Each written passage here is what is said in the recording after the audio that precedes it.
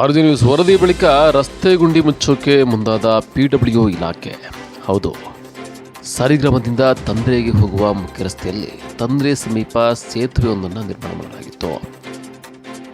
ರಸ್ತೆಯಲ್ಲಿ ಅಲ್ಲಲ್ಲಿ ಸುಮಾರು ಗುಂಡಿಗಳು ಬಿದ್ದಿದ್ದು ರಸ್ತೆ ಸಂಪೂರ್ಣ ದುರಸ್ತಿಯಾಗಿತ್ತು.